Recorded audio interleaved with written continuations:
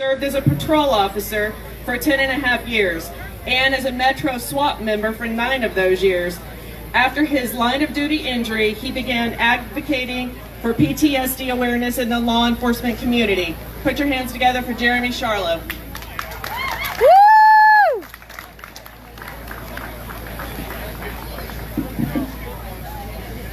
Thank you, Monica. Thank you, Tommy. Thank you, everybody, for having me.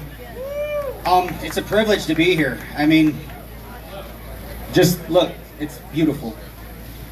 As Monica said, I was a police officer for 10 and a half years, a SWAT officer for 9.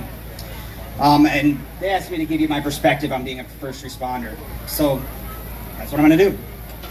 Being a first responder isn't for everybody. Hell, it's not even for most. These jobs are fraught with peril, hatred, anger, despair, death. When I say this, most of you think of the traditional dangers involved with the job. You think of the police officer chasing down an armed suspect. You think of the ambulance personnel being exposed to a communicable disease. You think of the firefighter who scorches his eyebrows while lighting a grill. The traditional agonies are not what I'm talking about. In most cases, the horrors of which I speak are silent. The officer who just watched a child burn to death due to an avoidable accident caused by speeding, they see the horror. The officer who responds to a molestation of a child and must hear firsthand account of how some monster harmed our precious child, she sees the horror. The EMT who desperately tries to resuscitate a baby whose mother passed out on heroin suffocated the infant. They see the horror. Have you seen the horror? Do you have the nightmares?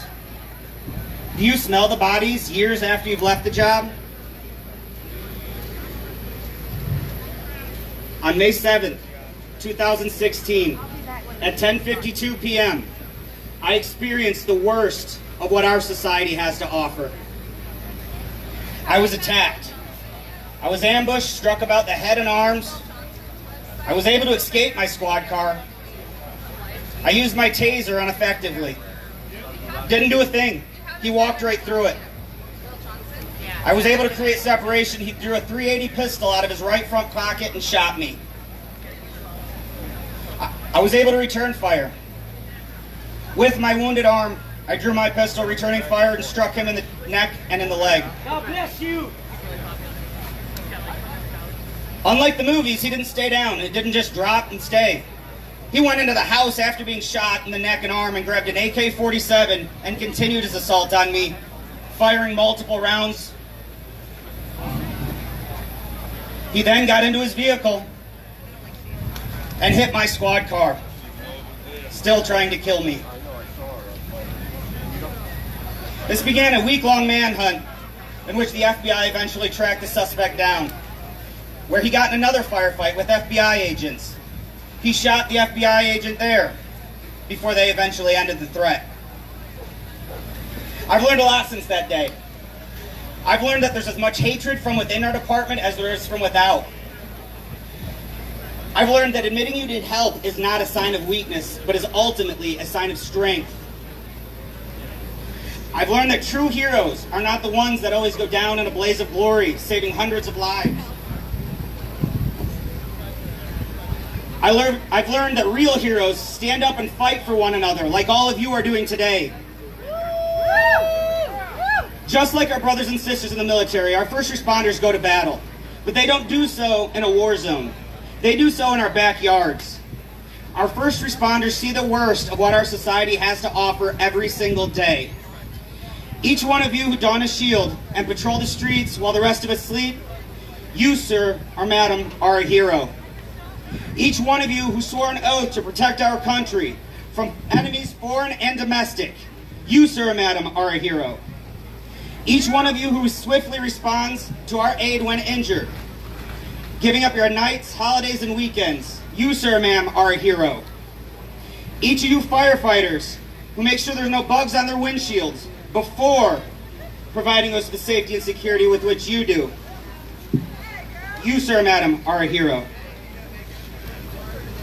I, Officer Jeremy Charlo, solemnly swear that I shall support the Constitution of the United States, the Constitution of the State of Illinois, the law and the rules of the State of Illinois, the ordinance of the Village of Mahomet, the rules, regulations, practices, procedures of the Mahomet Police Department, and that I shall faithfully discharge these duties of a police officer for the Village of Mahomet. This is the oath I swore to when I became an officer. I did not swear by it lightly. I took every word to heart, just as I'm sure every first responder or military service member did here today. Unfortunately, this oath comes with a price. We, as a society, negotiated with our first responders. We agreed for their acts of heroism, we would take care of them when and if needed. We are letting our first responders down.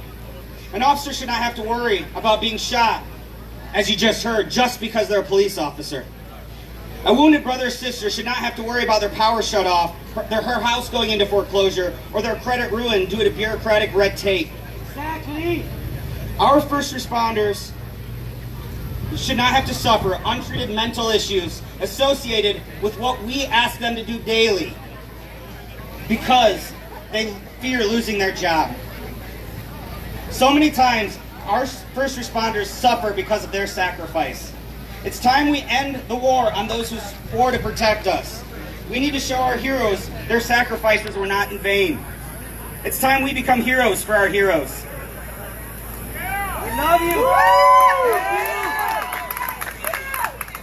Thank you for your service, sir.